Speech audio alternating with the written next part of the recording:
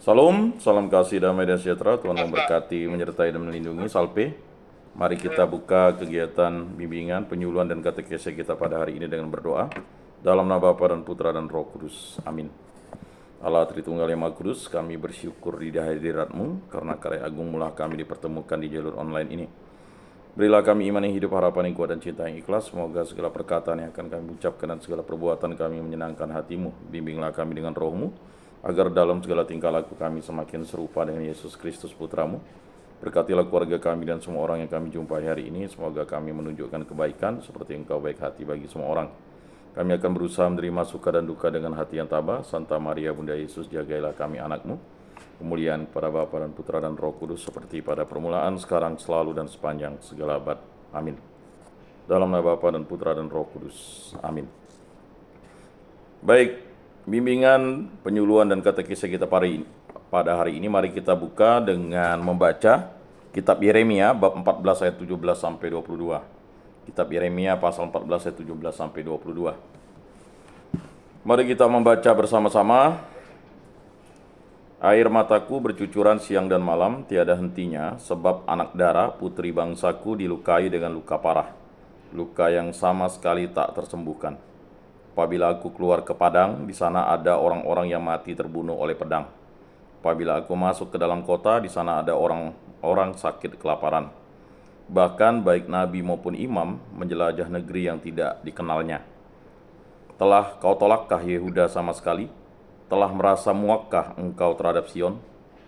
Mengapakah kami kau pukul sedemikian hingga tidak ada lagi kesembuhan bagi kami? Kami mengharapkan damai sejahtera, namun tiada sesuatu yang baik. Kami mengharapkan kesembuhan, namun hanya ada kengerian. Ya Tuhan, kami insaf akan kejahatan kami dan akan kesalahan leluhur kami. Kami sungguh telah berdosa terhadap-Mu. Janganlah kiranya menolak kami, dan janganlah Engkau menghinakan tahta kemuliaan-Mu. Ingatlah akan perjanjian-Mu dengan kami. Janganlah kiranya membatalkannya. Adakah yang dapat menurunkan hujan di antara para dewa kesia-siaan bangsa-bangsa itu? Atau dapatkah langit sendiri memberi hujan lebat? Bukankah hanya Engkau saja ya Tuhan Allah kami, pengharapan kami, yang membuat semuanya itu? Demikianlah sabda Tuhan. Syukur kepada Allah. Mari kita membaca Injil suci Yesus Kristus menurut Santo Matius bab 13 ayat 36 sampai 43. Injil Matius pasal 13 ayat 36 sampai 43. Mari kita membaca bersama-sama dan mendengarkan dengan seksama. Pada suatu hari Yesus meninggalkan orang banyak lalu pulang. Para murid kemudian datang dan berkata kepadanya, "Jelaskanlah kepada kami arti perumpamaan tentang lalang di ladang itu." Yesus menjawab, "Orang yang menaburkan benih baik ialah anak manusia. Ladang itu ialah dunia. Benih yang baik adalah anak-anak kerajaan, dan lalang adalah anak-anak si jahat. Musuh yang menaburkan benih lalang ialah iblis. Waktu menuai ialah akhir zaman, dan para penuai itu malaikat. Maka seperti lalang itu dikumpulkan dan dibakar dalam api, demikian juga pada akhir zaman. Anak manusia akan mengutus malaikat-malaikatnya, dan mereka akan mengumpulkan segala sesuatu yang menyesatkan dan semua orang yang melakukan kejahatan dari dalam kerajaannya. Semuanya akan dicampakkan ke dalam dapur api. Di sanalah akan terdapat ratapan dan kertak gigi. Pada waktu itulah orang benar akan bercahaya seperti matahari dalam kerajaan Bapa mereka. Siapa bertelinga, hendaklah ia mendengarkan. Demikianlah sabda Tuhan. Terpujilah Kristus. Bapak-bapak, saudara-saudara yang terkasih dalam Yesus Kristus, sebelum kita memasuki dua bacaan ini baru kita akan mendengarkan atau bimbingan penyuluhan dan katekese kita dimulai dengan apa itu ciri gereja Katolik atau ciri gereja yang universal. Gereja Katolik memiliki dua ciri yang menjadi kekhasan, yaitu pertama universal. Gereja sebagai persatuan umat beriman di seluruh dunia dengan Paus sebagai pemimpin yang kelihatan, dan gereja universal yang mengajarkan bahwa karya keselamatan Allah yang telah menjadi nyata dalam diri Yesus Kristus, yang diteruskan dalam gerejanya, ditunjukkan kepada seluruh bangsa manusia tanpa membedakan bangsa, suku, ras, dan golongan. Itulah gereja Katolik. Nah, itu adalah suatu hal yang universal yang diciptakan oleh Yesus sendiri. Kedua, lokal. Persekutuan umat beriman dalam suatu daerah tertentu yang dipimpin oleh seorang uskup atau kumpulan umat dari beberapa paroki membentuk gereja lokal yang dipimpin oleh seorang uskup, di mana karya keselamatan Allah yang ditujukan kepada seluruh bangsa kelihatan atau menyata pada gereja-gereja lokal. Dua ciri ini tidak berarti adanya keterputusan dalam pewartaan tentang Kristus, melainkan memiliki keterikatan dan keterkaitan satu sama lain yang tidak dapat dipisahkan karena sama-sama mewartakan Kristus yang satu. Untuk memahami kitab Yeremia dan juga Injil Matius yang sudah kita baca dan dengarkan, maka kita mulai memahami makna salib. Tanda salib memiliki makna dan kuasa yang menakjubkan. Santo besar bersaksi akan kuasa yang besar mengenai tanda salib. Santo Cyprianus dari Kartage pada abad ketiga pernah menulis bahwa di dalam tanda salib terdapat seluruh kebajikan dan kuasa. Di dalam tanda salib ini ada keselamatan bagi semua orang yang ditandai pada dahi mereka. Satu abad kemudian Santo Athanasius menyatakan bahwa oleh tanda salib semua ilmu sihir berhenti dan semua ilmu tenun tidak bekerja.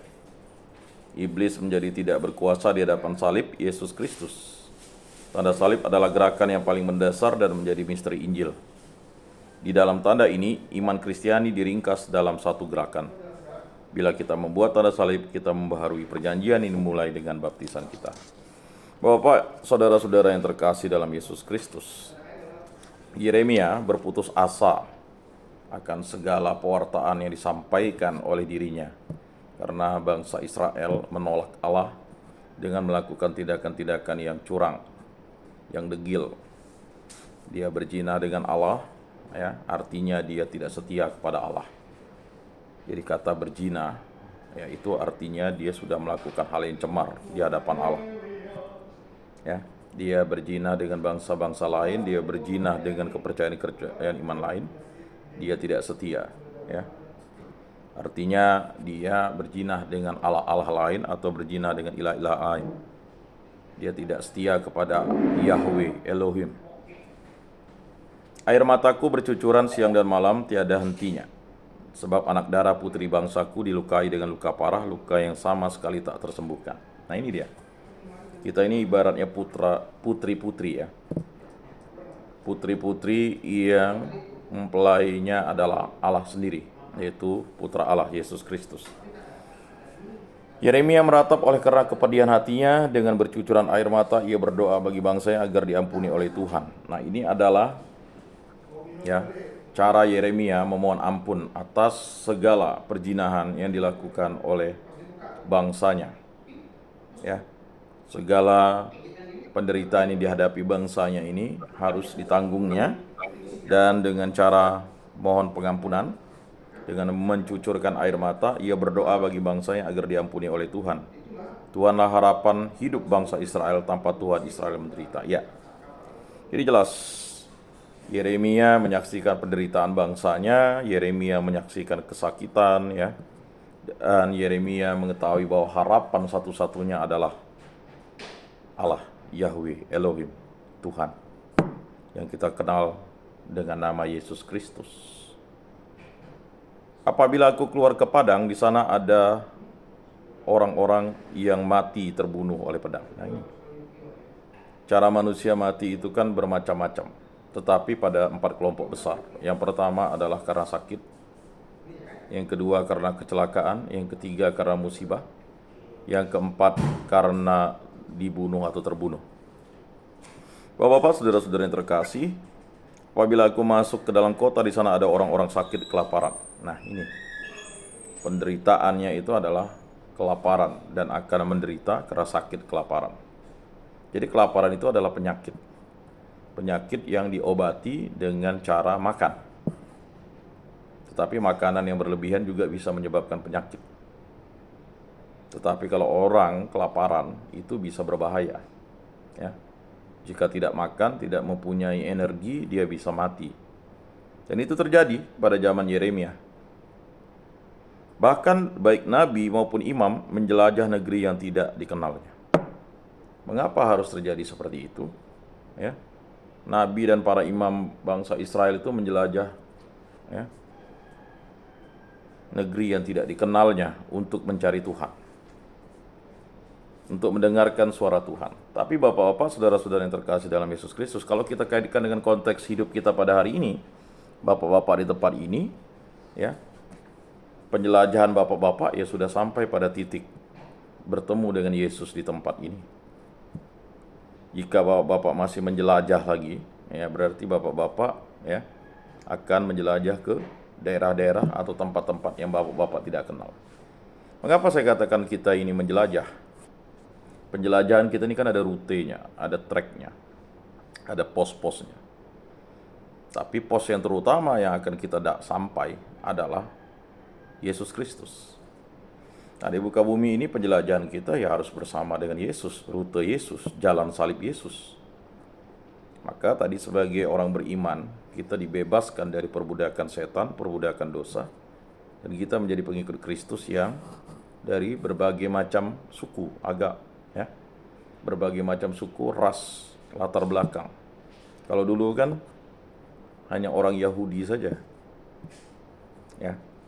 Tetapi bangsa Israel dan bangsa Yahudi ini ya mengetahui bahwa Mesias akan lahir pada bangsa Israel dan bangsa Yahudi. Telah kau tolakkah Yehuda sama sekali? Nah, ini adalah pertanyaan Yeremia. Yeremia ini memohon ampun, belas kasih Allah, supaya Allah mendengarkan. Padahal Allah mendengarkan, tetapi ratapan Yeremia ini mengungkapkan bahwa kesusahhatian Yeremia akibat bangsanya yang tegar tengkuk, yang penuh dengan kesombongan, kecongkakan, kedegilan, tidak mau mengikuti jalan Tuhan, tidak mau mengampuni, ya, tidak mau berbelas kasih, tidak mau mencintai, tidak mau rukun, tidak mau damai, ya. Jadi bapak-bapak, ada suatu penelitian pada tahun 70-an. Penelitian ini ya nanti bisa dicari di internet ya, 25 kali penelitiannya pada kelompok tikus. Sebenarnya penelitian ini penelitian sosial ya. Jadi tikus itu diberikan ya makanan yang sangat cukup. Jadi kehidupan tikus itu kan, namanya binatang itu kan ya, dia makan, berkembang biak, kemudian ya dia pasti berkembang biak itu artinya dia mencari pasangan, kemudian dia akan bertambah banyak. Jadi tikus-tikus ini ya tidak kekurangan makan. Ya. Jadi dia tidak dibiarkan lapar, jadi di suatu tempat di box tikus itu. Jadi penelitian ilmuwan ini ya, ini luar biasa. Penelitian sosial yang sungguh luar biasa. Dia heran, tikus itu lama-lama punah. Padahal makanan sangat cukup. Semuanya makan dengan kenyang. Ya. Diulangi lagi penelitiannya. Sampai akhirnya 25 kali penelitiannya. Halnya aneh. Padahal bukan masalah, ya namanya binatang kan kekayaannya makanan. Apa yang menyebabkan tikus-tikus ini padahal dikasih makan dia berkembang biak? Jadi penelitian yang pertama itu dicoba untuk penelitian kedua. Jadi dia melakukan penelitian ini sampai terheran-heran begitu. Jadi hasil penelitian yang pertama itu mengungkapkan bahwa ketika tikus itu dia hanya diberikan, pertama tikus itu hanya 2 pasang. Ya, 2 pasang. Jantan dan betina 2 pasang. Dia berkembang biak, dan berkembang biak. Dan pada satu fase tikus itu ya, ketika dia sudah ini bertambah banyak jumlahnya ya, akhirnya dia berhenti bertambah banyak. Jadi karena fase hidup tikus itu dipikir ya, peneliti itu mengatakan mungkin karena umurnya memang sudah segitu. Jadi diteliti. Sampai diteliti 25 kali dan kesimpulannya sungguh ya menggenaskan.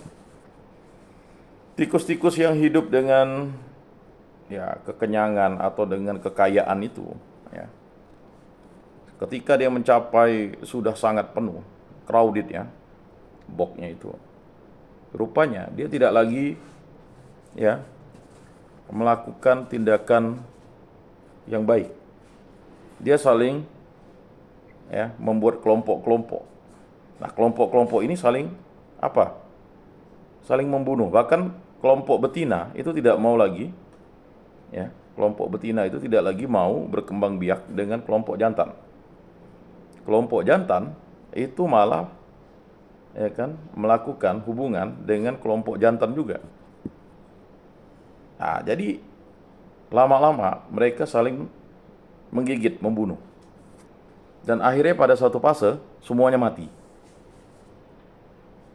Dan itu diulangi 25 kali. Nah, itu yang terjadi.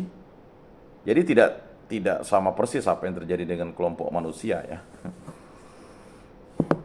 Jadi ini indikasi mengatakan bahwa ketika kekayaan itu semua tercukupi, semua manusia merasa sudah kaya, dia merasa sudah hebat. Dia menganggap dirinya tidak perlu memerlukan orang lain, hanya kelompoknya saja yang paling kuat. Dan ketika kelompoknya juga dia menganggap tidak perlu pasangan yang lawan jenis, ya kan, dia akan seperti Sodom dan Gomora kan. Yang terjadi di Sodom dan Gomora itu Sodom dan Gomora siapa bilang tidak kaya raya mereka. Ya. Bahkan Abraham itu mohon belas kasih Allah melalui malaikat Allah. Jika ada 50 orang baik, Sodom dan Gomora tidak dihancurkan. Jika ada 40 bagaimana? 30, 20, 10. Bahkan jika ada 5 orang gimana? Memang tidak sampai 5 orang yang baik. Lot istrinya ada 2 anaknya. Bahkan malaikat Allah itu mau dipakai oleh orang-orang di Sodom dan Gomora.